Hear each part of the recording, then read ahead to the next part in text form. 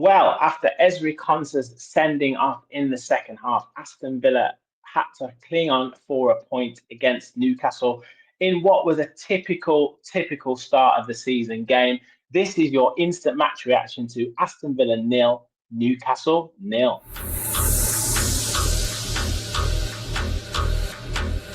Let's go.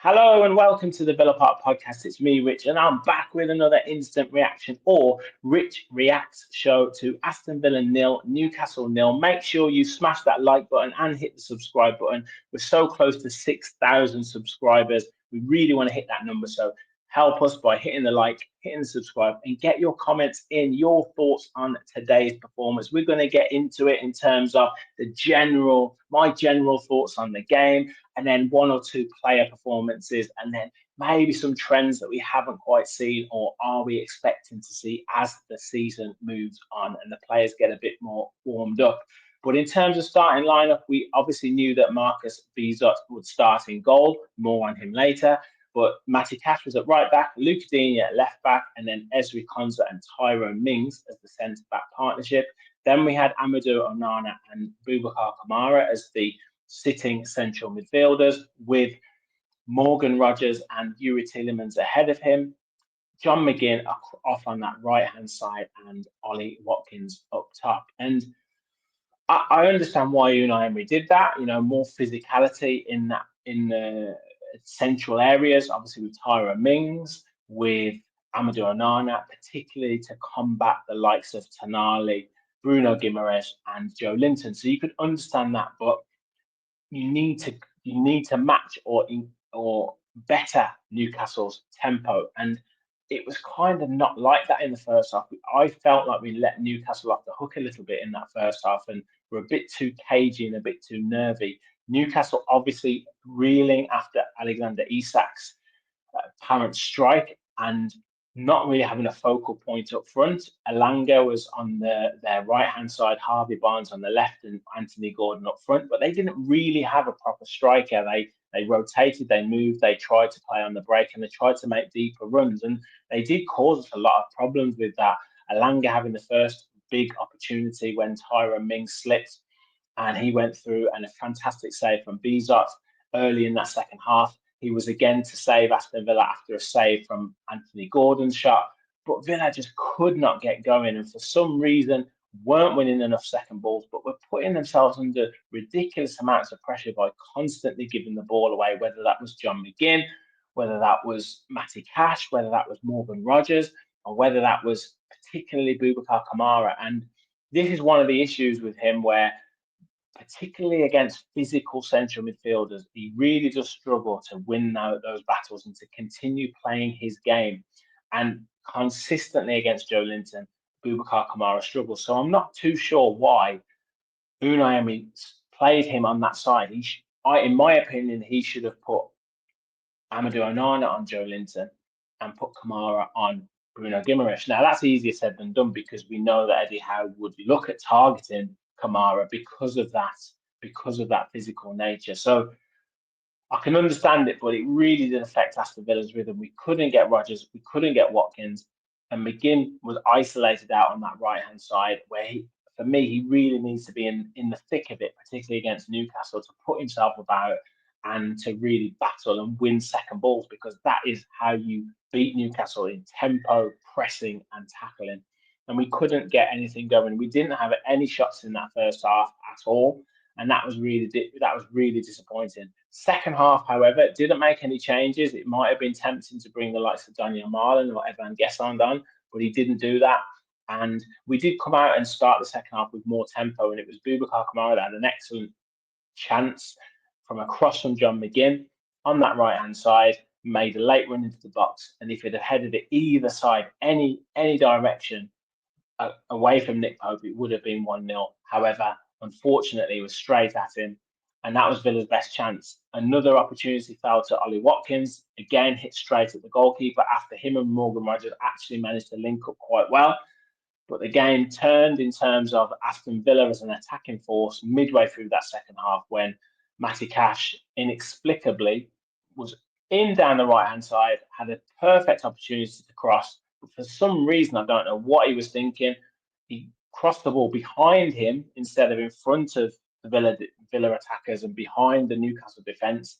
He crossed it to the edge of the box. No Villa player was there. Everyone had run into the box. Newcastle managed to receive the ball, catch us on the break, play the ball through to Anthony Gordon, who we know wants to receive the ball on the run, and Ezri Konsa brought him down, red card, and Villa then had to change their tactical plan for the whole game. Now, thankfully, because Newcastle didn't have a focal point up front, they didn't really trouble us. A couple of maybe half chances, good opportunities, but blazed them over or wasted crosses.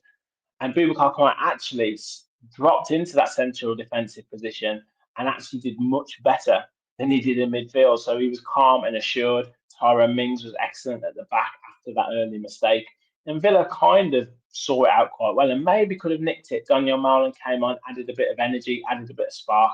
And if he'd have struck his shot a little bit better, maybe could have got something from that in terms of the ultimately the winning goal. But I feel like a draw was potentially a fair result, although Newcastle maybe come away from it a bit more disappointed than Aston Villa after their first half on the front foot, and then Aston Villa playing half of that second half really with 10 men. So Newcastle will probably come out of that disappointed that they didn't pick up all 3 points. Villa will probably take it as a point gained after going down to 10 men.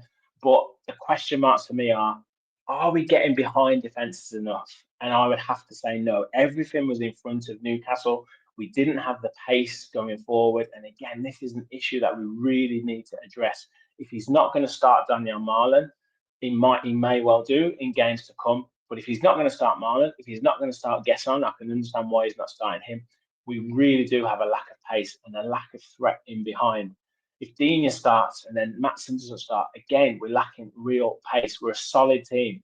We keep possession, but you have to have a threat for teams on the break. And had Newcastle had a centre forward, they would have won that game fairly comfortably, in my opinion. So that's really worrying. The fact that we limited them to limited chances after we settled in that first half leaves me with more encouragement. We were quite solid. Onana did his defensive duties very well and won that battle in the second half, particularly against Bruno Guimaraes, and he kept him very quiet. I thought Tielemans was okay, couldn't really get on the ball in that more advanced position, needs to be in that deeper position. So that is maybe a conundrum for Unai Emery to solve. John McGinn that right out on that right hand side really doesn't work. And Morgan Rogers will get better as the more minutes come into his legs, because you could see that he had missed the last part of that pre-season because he wasn't as sharp as he could have been in terms of on the ball. So that will come, and I'm more encouraged with that. But I really need to see us getting in behind, and we really do suffer from that lack of pace. The right back position, though, really does need looking at, because Matty Cash, he makes so many good blocks, throws himself in front of the ball. He actually marked Harvey Barnes pretty well all game, but going forwards, he gives the ball away so much and put us under so much pressure, just needing to calm down and make the right decision. So something needs to be done into that position. And now with Ezri Konsa out for a game, obviously Pau Torres comes in. Does he play alongside Tyrone Mings? You've got 2 left-footed players there. Or does Lamar Bogart come in? We really need to reinforce that centre-back position. So there are still more questions that are left unanswered for Aston Villa at the moment. But massive shout out to Marcus Bizot. He was fantastic in goal, really assured, really calm, kicked it long when he needed to, was able to pass it out, was barking orders at his defenders straight away. And most importantly, those 2 saves in the first half really kept us in it. But any ball that went into the box, no panic from the defence. He let crosses come across him and watched it out of play. And the contrast to Robin Olsen in goal as the backup goalkeeper was absolutely stark and was there for all to see. And a really, really excellent performance. And to get a clean sheet in your debut performance against Newcastle, really, really props to Beezer. It was excellent performance from him. And look, does Emi Martinez have a problem getting into this team for next week against Brentford after such a great performance from Beezer? That will be interesting to see. But I want to know your thoughts in the comments. A bit of a stalemate, obviously, early season game, typical early season game, no real rhythm. Newcastle players couldn't really get into the game either. I thought Elanga was good in flashes, but didn't really do too much. Guimaraes didn't really affect the game as much as he could have done. And Joe Linton, after an excellent first half, once he got that booking, he didn't really do much in that second half. And similar to Villa, they couldn't get any rhythm going in that first half. But you saw flashes from McGinn, flashes from Rodgers, a little bit of huff and puff from Ollie Watkins as well.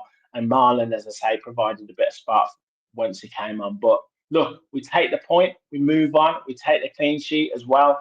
We've got Brentford next week.